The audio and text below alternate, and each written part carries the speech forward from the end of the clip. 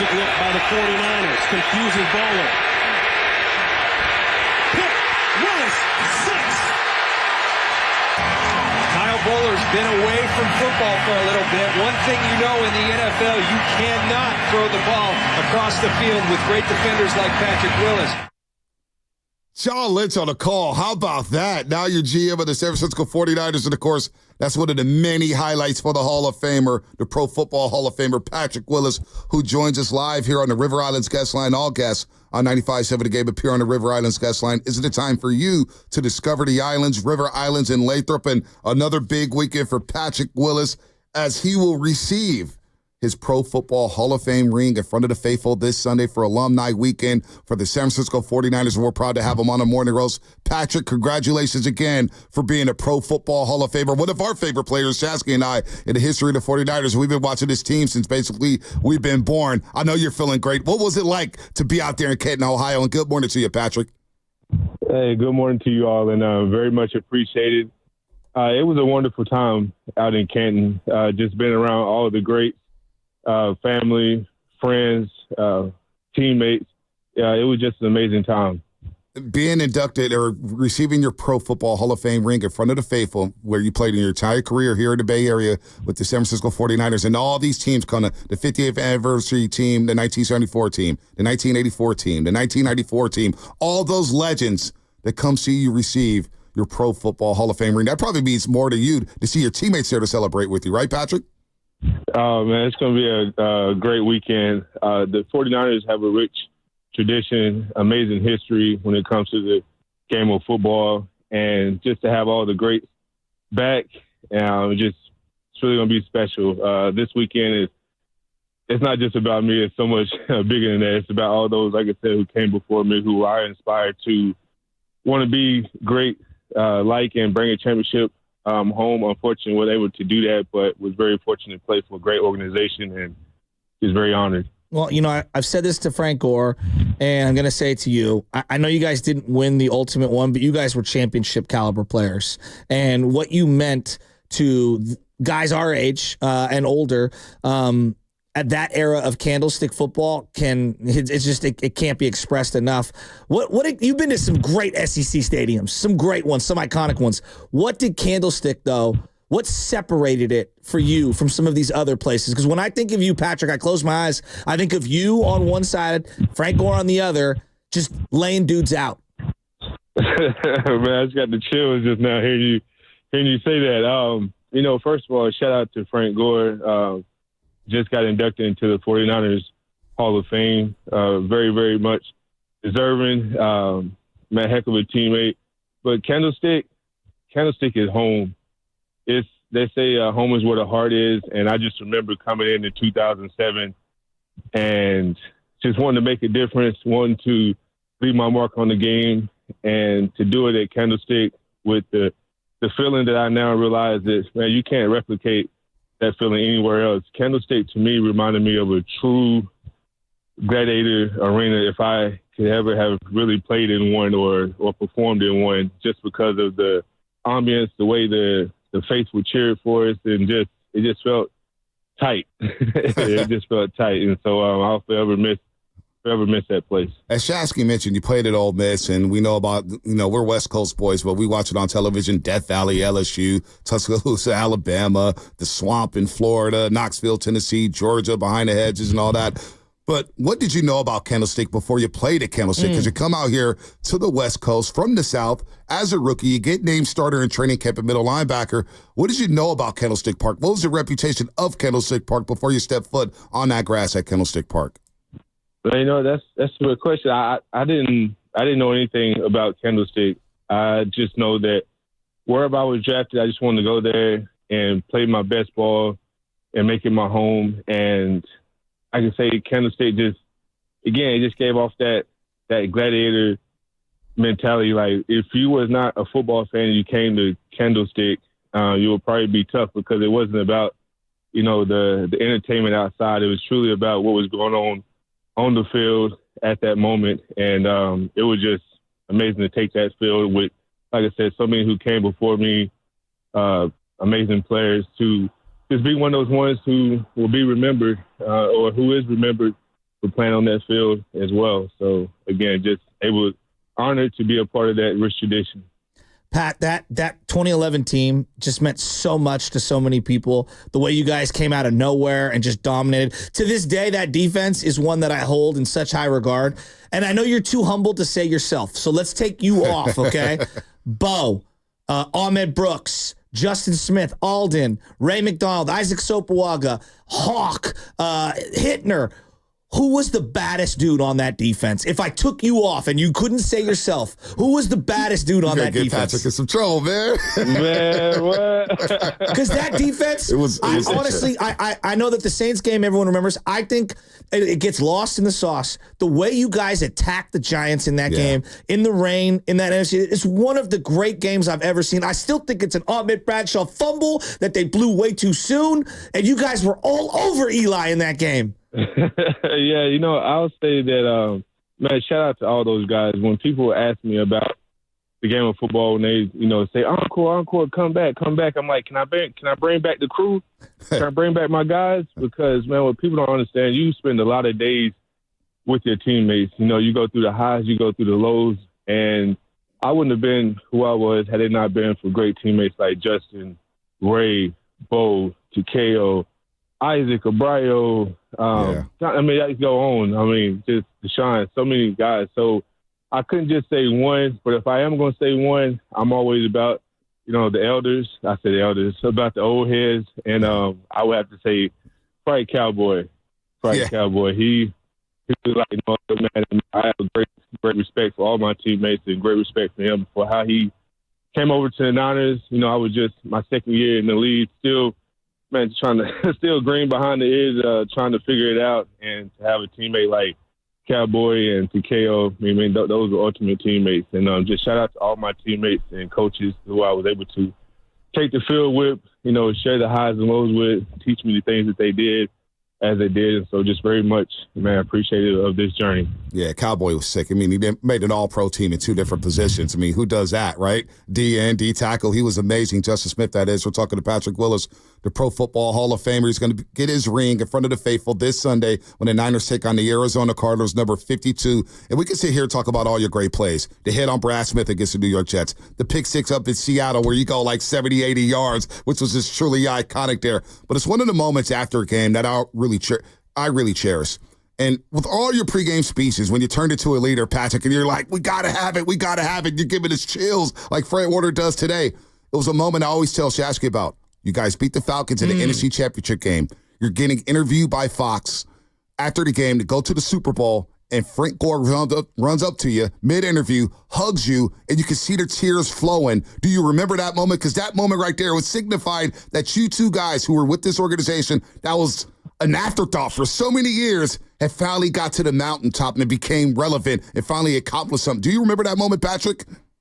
Yeah, you know what? I don't know what it is right now this morning, but man, you're making my muscles, I'm getting chills for some reason. Like the muscles on the back of my neck standing up, because I remember those times, and like I said, just what that day meant to us, us being those guys who had, everybody in the locker room, but really when I came in, like I said, in 2007, man, I feel like it wasn't the best football. It was chaos. I feel like I was leaving college and come to the pros just to have the same experience again. I remember being like, guys, we really this is what this was going to happen. I'm going to get drafted and come to a team that I'm going to feel the same way I felt when I was in college. Like we're not able to win any games, but what makes it amazing is that we are the faithful for a reason. And I just remember telling myself, I'm going to work every day like it's my last, and we're going to turn this thing around.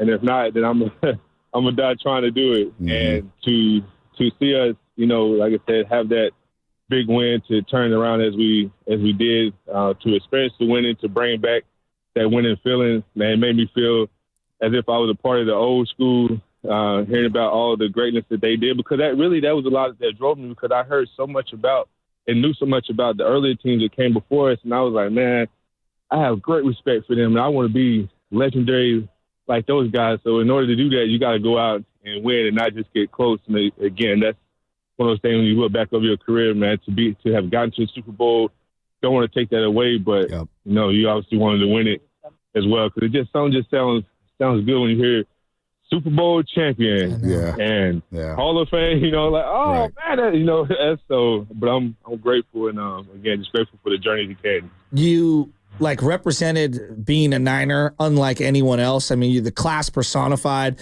giving everything on every single play. My brother's favorite player by far. My grandfather, who's been following this team since the beginning at Kezar, used to always say Pat could play in any era on any team and be the best player on the field.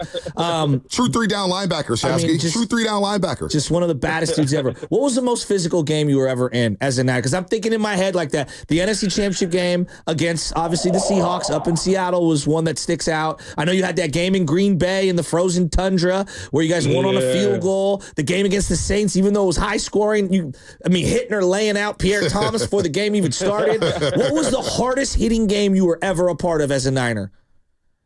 I would say, man, you just named some amazing games too that was physical across the board. But I would say it was always something about playing Seattle. Believe it or not, when we played Seattle, in my last few years, I started playing the dime a whole lot, was playing the dime a whole lot, and so having to do a lot of coverage. So there would be weeks when I would have to drop some weight because I'm like, man, I'm covering the tight end this week, and this tight end is very elusive, and so I have to be light on my toes. But it was something about when we played Seattle, even though they had the tight ends they had at the time, I still had to come in heavy than normal because I knew they was a run first.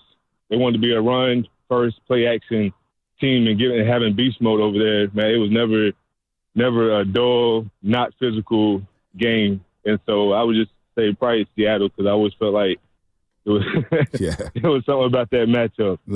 Every game is physical. Yeah, no, we know all about that matchup. We still can't stand Seattle. We can't wait for next Thursday. Cannot stand them, man. Oh, man. But it's truly one of the most physical, iconic football games ever, even though we came in on a short end. Patrick, I'm going to play the soundbite for you, and I want you to take us back through this moment.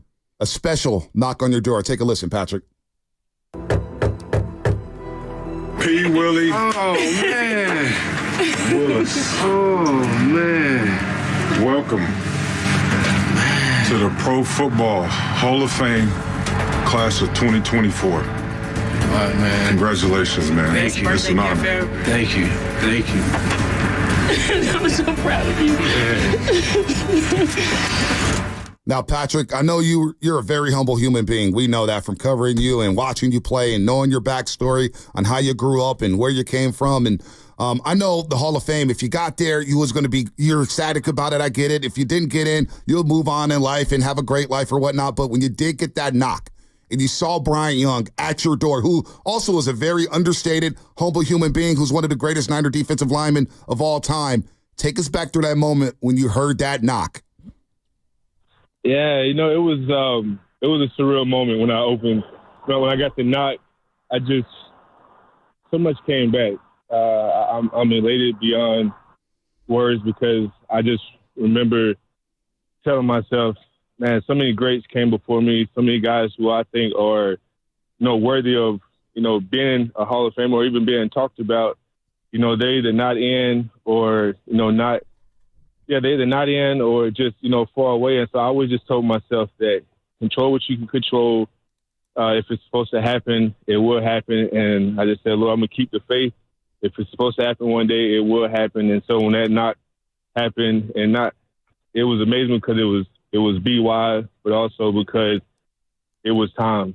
I didn't have to, I didn't have to worry anymore. I didn't have to have that feeling of like, man, I feel like, what else, are you supposed to do? Like what, other than just, keep on going. But I'm like, the time came. And so, yeah, it was so many feelings that went through at that moment. But truly, it was just an honor and just a special day. And I'm glad it was BY. Because, again, I just remember, 2007, BY was one of those guys that was here grinding. And to have that moment and share with him, it was special. Pat, you mentioned Marshawn Lynch, and obviously when I think of that era, there were so many great running backs that you went up against, and there's so many great moments. You shutting down Adrian Peterson on multiple occasions, catching LaDainian Tomlinson from behind, all the battles with Steven Jackson, who was a forgotten stud of that era. Who was if Marshawn, I know Marshawn's on a short list, but who were the tough guys to go up against at running back? Because it felt like you had the ultimate combination of speed and power, and so you can kind of go up against any one of those guys, but who was the toughest for you to go up against? Yeah, truthfully, before, when people used to ask me this early on, I would say this, and I'm going to say it again. I would say Steven Jackson. Going against him twice, in my division, big guy. He had a jump cut. He could run. He could stiff arm. And I just always remember telling myself, man, when you get there, you got to come with it. I mean, I'm coming with it every play, but most definitely with him. And I'm like, and watch out for the stiff arm. Get ready to swipe, tackle, swipe, tackle, swipe, tackle. And so I just, I enjoyed the battles that I had against him. Like you said, for me, it was my mentality. Every game was either me or you. And if it's you, I won't be allowed to see it. If it's me, dust yourself off and let's go do it again. You had that Senior Bowl where Mike Nolan and Mike Singletary was there, and Singletary was all over you. And we kind of had a feeling, it's like, you know what, Willis may be our guy. And that picture, I never forget when they introduced you at your first rookie introductory press conference next to Joe Staley. So when Joe Staley retired, I think I posted that picture. It was like, wow, end of an era. And it's you and Joe Staley hanging up the jerseys. But what was it like playing for Mike Singletary? Because your pregame speeches, your pregame speeches became a thing of legend. Like, we play Fred Warner stuff, but then you're like spit, then you got spit everywhere, and just, we gotta have it. And this guy Shasky's getting pumped up, I'm getting pumped up. Who inspired those? How did you walk into a pregame speech? Did you do what you were gonna say? Did it just come off the top of the head? Take us through that, Patrick. Yeah, I would try to write. When I first did it the first time, I was like, all right, cool. I thought maybe next week someone else was gonna get it, then another captain, and then someone else. But before you know it, it was me doing it, back to back, and I was like, oh man, I got to think of things to say. Like, I don't know what I'm gonna say, and so I would try to write all this. I would try to write all these things, and truthfully, when I got out there, right before it was time to, call us up, I'd be thinking like, all right, everything I wrote. I try to think about everything I wrote, but then it was this feeling that I would feel, and that I would notice when I was looking at my teammates. You looking them in the eyes, you feeling the aura, you feeling the vibes, you feeling the mood, and I would just look at the guys, and it was just, my soul would come alive, because now I'm not out there just playing just to be playing. Like, it means something, and I would just speak from the soul, and just let it out. And what you guys felt was my authenticity, my passion for the game, and that's why I knew, when that time came, that it was getting time to step away from the game, because I didn't have that same pack, that same something. And so, I cherish those moments. I cherish those times. And again, playing for someone like Coach Singletary, it was intense, but I was very fortunate to have him, because I remember this, and I was thinking about it the other day. I remember the game we played.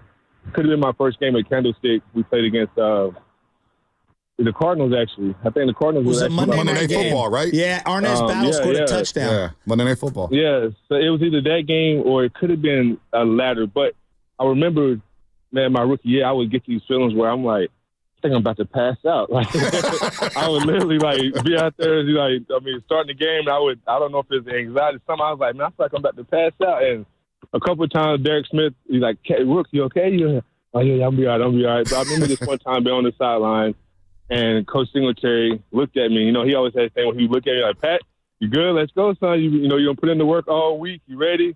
And he looked at me. He's like, Pat, you okay? I said, Coach, I think I'm about to pass out.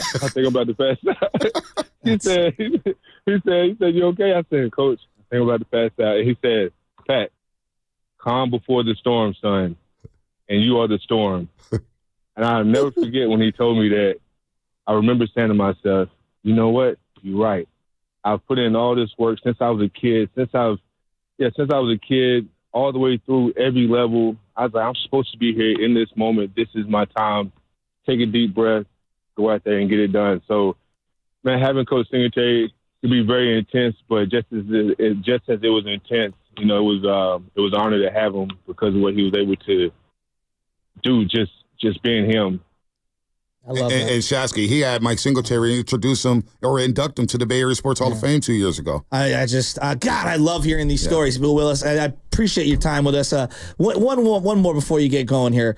Like, when I see Jerry at the stadium, it still feels like he's part of the team. And I love how involved he is with the team and hanging out with the fans. And I've seen you a lot the last couple years at the stadium. And so that's awesome because, I mean, Pat, you are a Niner, and you will always be a Niner for Niner fans. You mean so much. You're around the team a lot. How often do you talk to Fred Warner? Because I've heard, Fred always references you, and I've heard you referencing him in certain interviews. And I'm just curious what your guys' relationship is right now. And as someone who is at the stadium a lot, what's it like to see somebody kind of, like number 54, roam in the middle of the field? I mean, they're very different than the way you played, but, I mean, he's holding up that tradition of middle linebacker the way you did. Yeah, man, shout out to Fred. And yeah, it's always a pleasure to be around the faithful, to be around the Niners, and so always grateful for that. But yeah, man, seeing Fred ball the way that he's balling out there is tremendous. He has been doing it since he's been in the league. I'm a big fan of him and Dre, the combo that they have. Dre is missed, but yeah, man, Fred is all pro so far this year. I mean, he's starting off well as a defensive player of the year candidate. I'm rooting for him. That's an accolade that, I was not fortunate enough to win in my time, but I'm most definitely rooting for him that he can continue to have this great season that he's having. But man, shout out to him and everything that he's doing and the way he's been leading the Niners since the day that he's got in. And again, man, I'm just rooting for them to go ahead and go get it done because, it doesn't get any easier as the years come, but he's most definitely doing it at a high level. Well, Patrick, we want to thank you so much for the time. Our audience loves you, our roasters.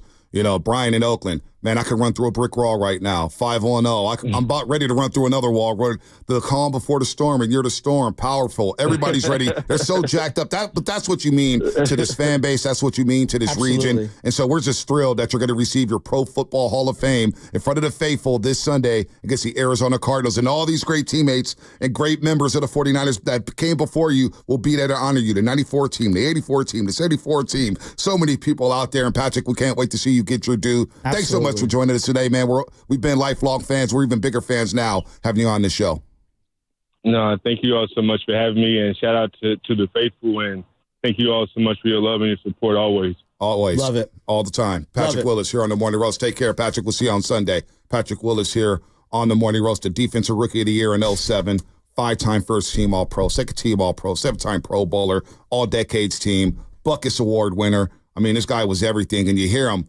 Shasky, that's the first time in a long time where I literally was getting chills listening to a guy talk. I wanted to cry. I know. I felt the emotion. I mean, this guy was everything. It's Ronnie's very different personality-wise than Patrick Willis, but the way I view Ronnie Lott is like all-time legend, one of the most passionate players I've ever seen. Literally gave his body up for the game on every single play. I feel the exact same way about Patrick Willis. No doubt. When I watch Fred Warner play, I feel the exact same way. There are certain guys that supersede the era that they're in. And we're very lucky to have watched every snap of his career. It sucks. It was